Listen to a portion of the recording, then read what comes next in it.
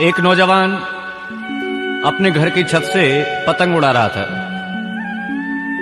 पतंग उड़ाते हुए पतंग की डोरी को छोड़ता गया, पतंग दूर चलती गई। कहते पतंग जंगल की तरफ चली गई। जंगल की तरफ जब पतंग गई तो डोरी टूट गई और पतंग जाकर के जंगल में एक साधु की कुटिया के आगे गिरी। साधु ने इस पतंग को देखा और उठाकर के अपनी कुटिया में रख लिया। ये नौजवान वहां पर गया और जाकर के कहता है कि स्वामी जी महाराज इधर पतंग आई थी। सन्यासी ने कहा बेटे पतंग आई थी। ये नौजवान पूछता है स्वामी जी पतंग कहाँ है? सन्यासी ने कहा बेटे कुटिया में रखी है। ये नौजवान अंदर गया और जाकर के कुटिया से पतंग को निकाल लाया।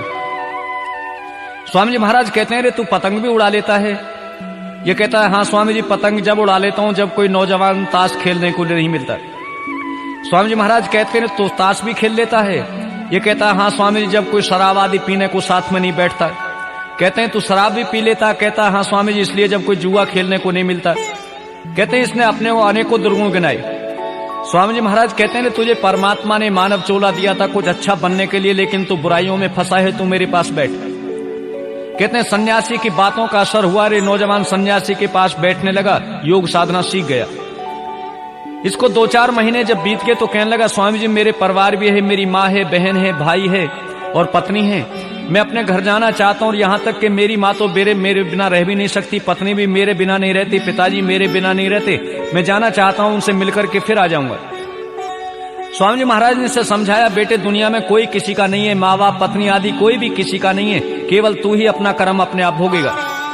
ये कहता है स्वामी जी ऐसे कैसे हो सकता? कहते हैं अगर तुझे विश्वास नहीं तो परीक्षा कर ले। इसको कहा कि तू अपने घर में जाकर के कहना कि मेरी कुछ तबीयत ठीक नहीं, और घर में ये जरूर कह देना अगर मुझे कुछ हो जाए तो मेरे गुरुजी को बुला लेना। मैं वहां पर आऊंगा और आकर के तुझे दिखा दूंगा कि दुनिया में कौन तेरे साथी है। कहते हैं नौजवान स्वामी जी महाराज की बात को मान करके गया और जैसे ही घर पहुंचा तो माँ बहुत खुश हुई, पत्नी बहुत प्रसन्न हुई। पति आया, माँ ने कहा बेटे रोटी खा लो। ये नौजवान कहता है माँ कुछ तबीयत ठीक नहीं है, आज मैं भोजन नहीं करूंगा। इसने कहा नहीं बेटे कुछ तो खाना पड़ेगा। इसने कहा थोड़ी देर में आराम कर लूं, और कहता है मेरी तबीयत कुछ खराब है, अगर ज्यादा खराब हो जाए तो देख लेना। और यहां तक इसने कह दिया कि अगर मेरी कुछ ज्यादा तबीयत गड़बड़ हो तो डॉक्टर को मत बुलाना, मेरे गुरुजी निकट में वहां कुटी पे रहते हैं, गुरुजी को बुला लेना। यह नौजवान इतना कहकर के चारपाई पे एक चादर ओढ़ करके सो गया। कहते हैं थोड़ी देर बाद पत्नी इसको जगाने को पहुंची। इसने जाकर के इसका हाथ लाया, लेकिन ये तो योग साधना जानता था, प्राणायाम खींच लिया। प्राणायाम को खींच करके लेटा रहा। पत्नी ने जैसे ही हाथ उठाया हाथ नीचे गिर गया। इसने जोर जोर से शोर मचाया, माँ देखो ये क्या हो गया। सब परिवार में रोने लगे, इसकी माँ भी रोने लगी और रोते रोते एक बात कहती है पड़ोसियों से, रे एक काम करो मेरे बेटे ने कहा था अगर कुछ हो जाए तो मेरे गुरुजी को बुला लेना, इसके गुरुजी को बुला लो। कहते हैं इसकी माँ के कहने पर गुरुजी को बुलाया। गुरुजी महाराज आए और अपने साथ में 2-3 मीठी पुड़ियां बांध कर ले आए।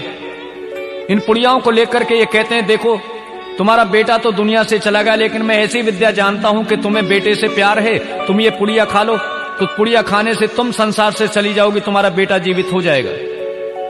ये माँ कहती है स्वामी जी महाराज मैं पुड़िया तो खा लेती, लेकिन अभी देख लो अवस्था क्या है, अभी कोई ऐसा जल्दी तो नहीं है, और भी बेटा हो सकता है।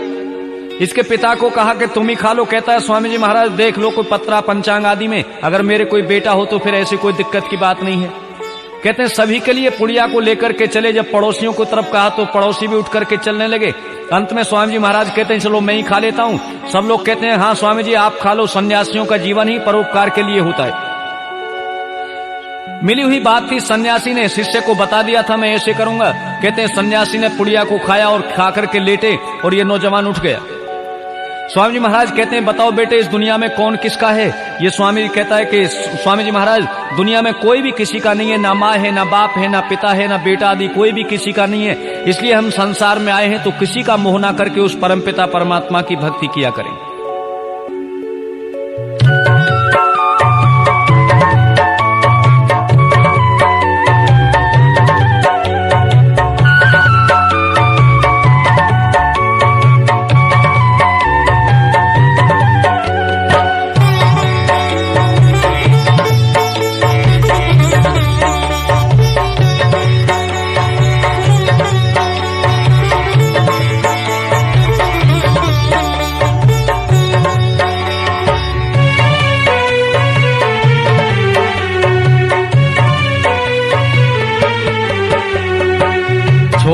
कर संसार जब तू जाएगा, कोई न साथी तेरा साथ निभाएगा। छोड़ कर संसार जब तू जाएगा, कोई न साथी तेरा साथ निभाएगा।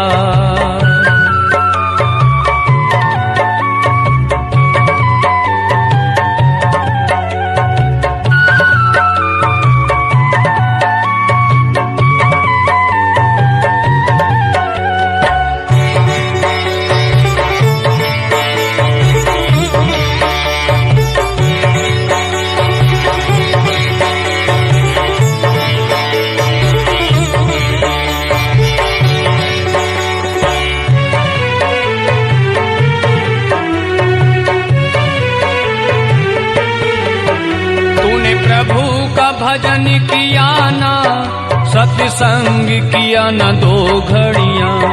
तूने प्रभु का भजन किया ना, सत्संग किया न 2 घड़ियां। यमदूत पकड़ कर तुझको तेरे डालेंगे हथकड़ियां, कौन छुड़ाएगा। कोई न साथी तेरा साथ निभाएगा। छोड़ कर संसार